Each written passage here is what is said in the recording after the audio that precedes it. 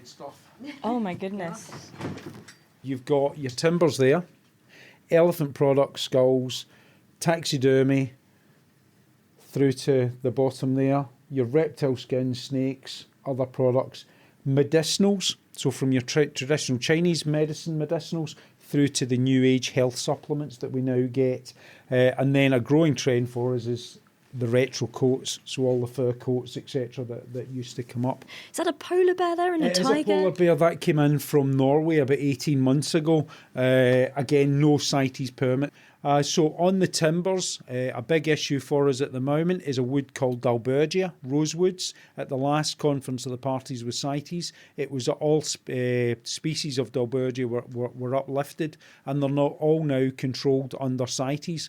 That's affecting the musical industry trade, because a lot of high-end guitars use rosewood on their fingerboard.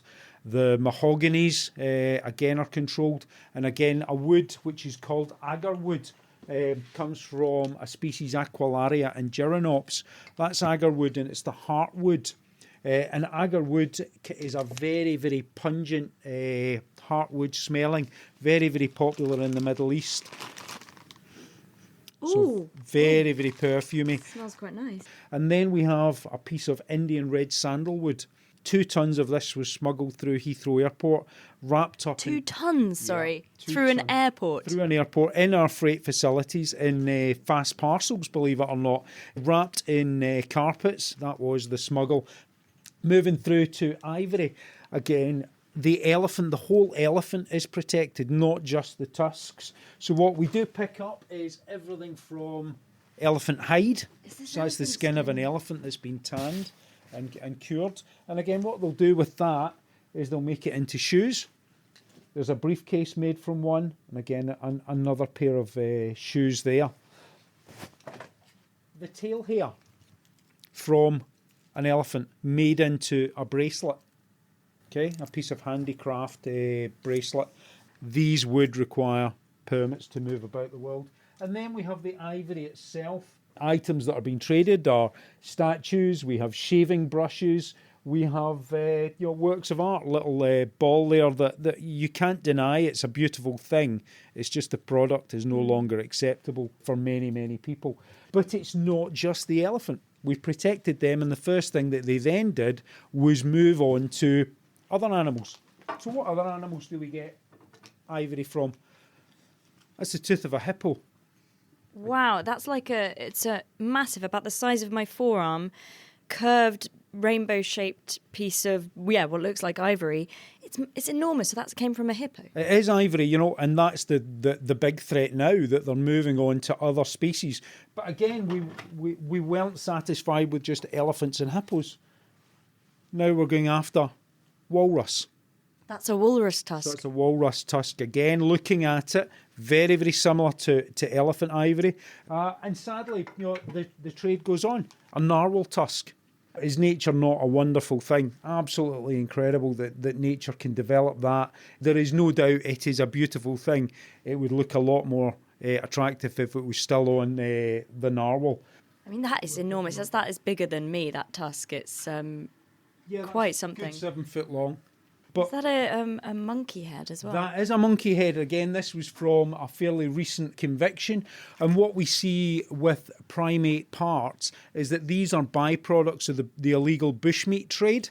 So the hands, the that's skulls. grim. So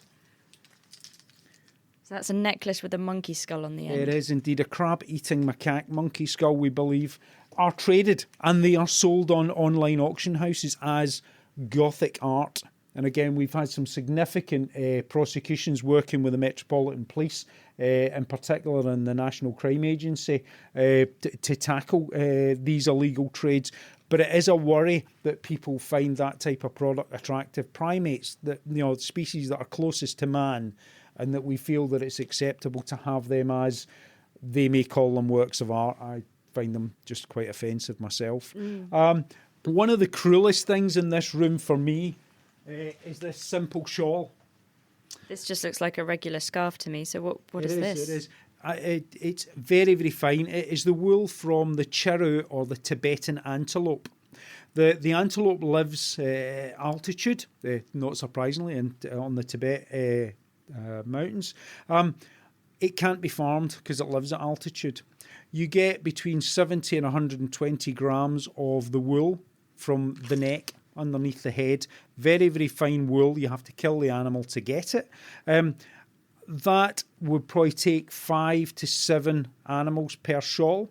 The shawls are woven in Kashmir, but the wool is traded for tiger parts. Now, these shawls are probably retailing at the moment for £6,000 to £7,000. This is where a shawl will pass through a ring, sometimes called a ring shawl because it's so fine. But, these are, horrendous items.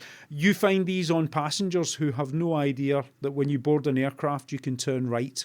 These are your first-class passengers. These are your passengers flying in private jets. So a Chateau shawl, if you ever are offered them for sale, then just don't buy them. It's decimating a fantastic animal in population. Holiday souvenirs, still a problem. The UK population still hasn't got the message that it's not acceptable to go abroad and bring back a stuffed sea turtle or a conch shell or other wildlife products. If the animal is there, leave it be. Leave it in the country. We don't need to see it. Leave it for future generations. Something that we're really passionate about here. Here is a bag of pangolin scales. So pangolins are the most trafficked mammal in the world, okay? They are eaten for their meat, but the scales are used in medicinal products, okay? It's just like your nail.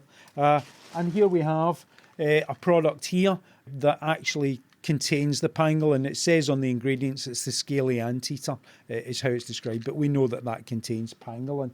And again, there are 4 pangolin species in Africa, there are 4 in Asia, and they're going to be gone. That's the reality unless we start doing it. And if your listeners haven't seen a pangolin, go on the internet. They are one of the most fascinating animals. I can sit and watch them for hours. They really are stunning. And then we have our own native species, anguilla, the European eel. The European eel, many of your listeners will recognise it as being the jellied eel, that old East End delicacy. Elvers, eels are now endangered. You can move them about legally in the UK, but what you can't do is export them from the European Union, and we have a particular problem at the moment with trafficking of our own elvers to the Far East to be grown on and then used as foodstuffs by them. We are seeing our populations being decimated. What we have here stuffed here isn't a dwarf Nile crocodile, one of the most endangered crocs in the world. Now, we had 6 of these that were smuggled in through Heathrow Airport in transit to Korea. They came out of Benin and they declared them as Mississippi alligators, so the common ones you would see in Florida and Louisiana, etc. That made us immediately suspicious because the last time we looked in Benin in Africa, there wasn't a population of these.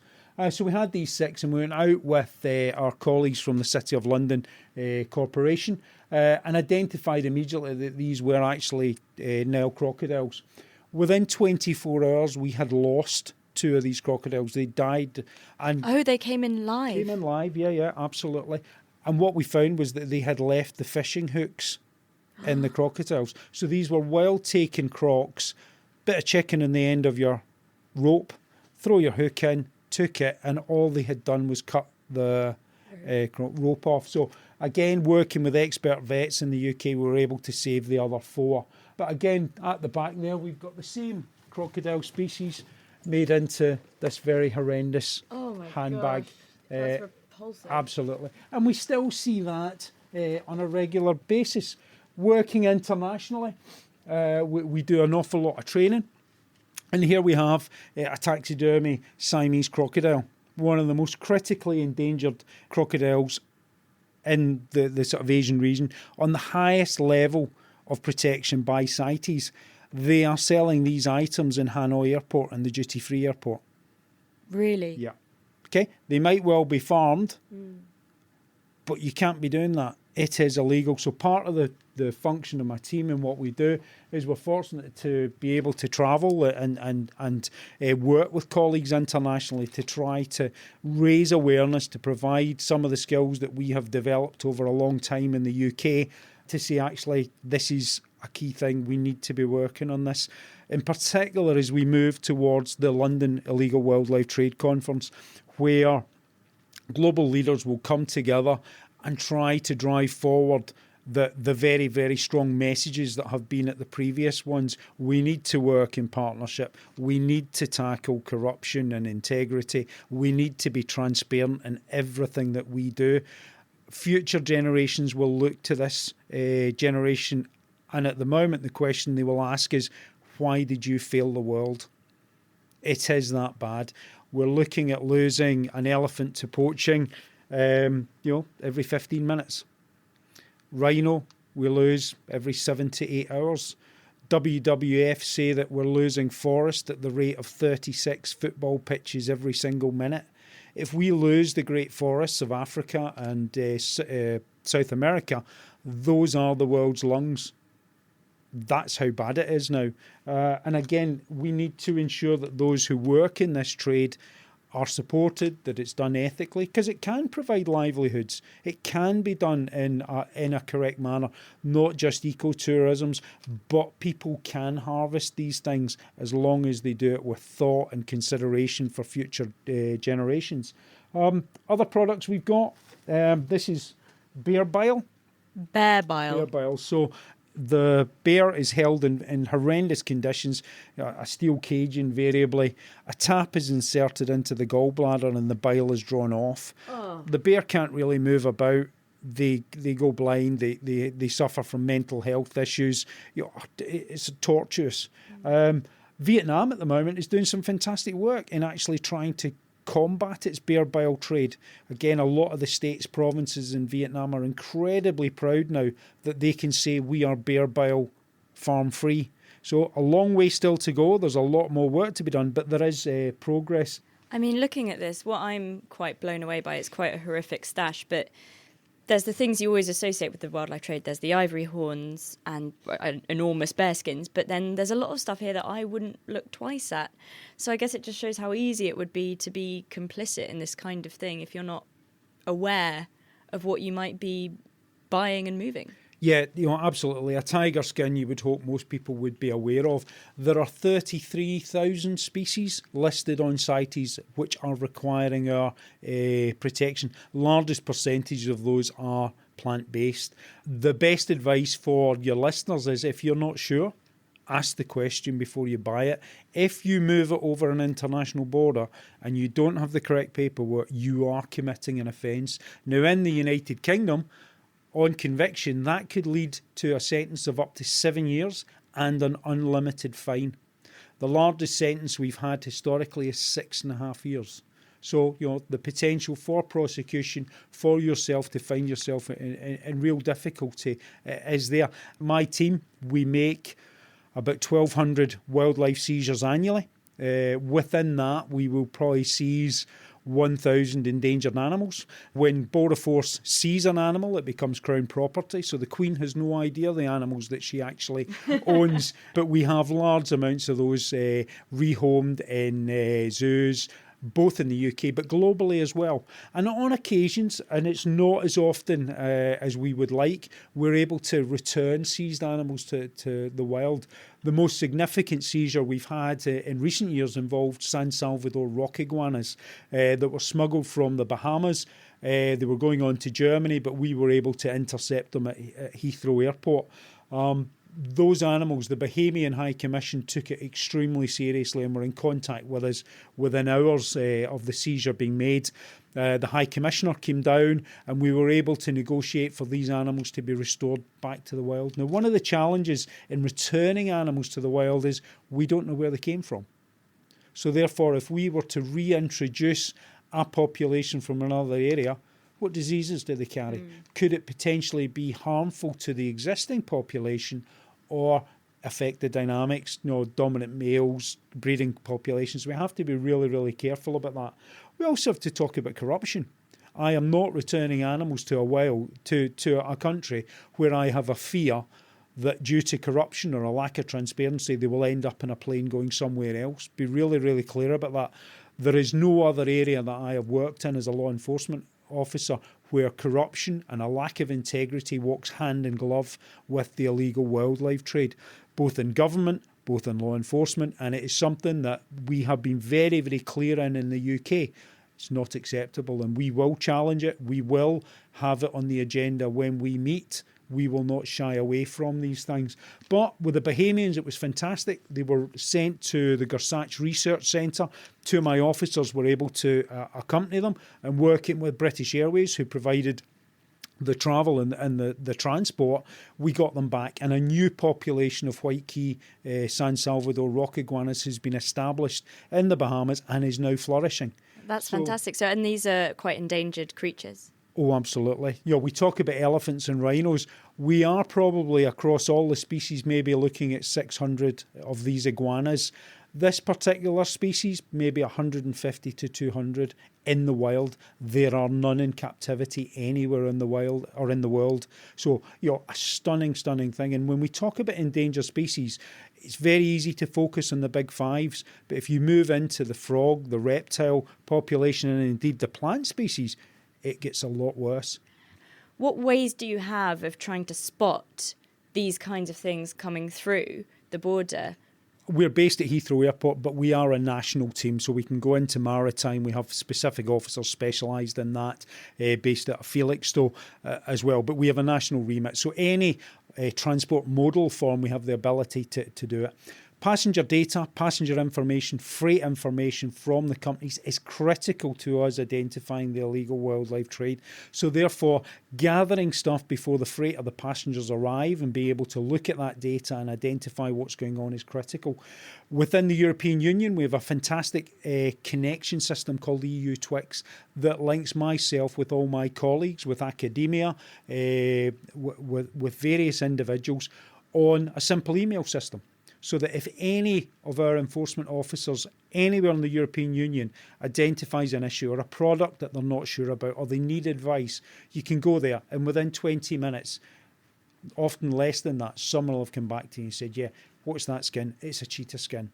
Or what's this plant? What is that bone from?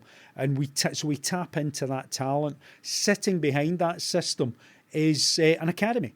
So a lot of learning material, a lot of knowledge, etc., that empowers us to be better at our job. We're on first name terms with all our European colleagues because we actually connect and we communicate and we do it. On an international stage, I chair the Interpol Wildlife Crime Working Group that sits within the Interpol Environment Security Directorate.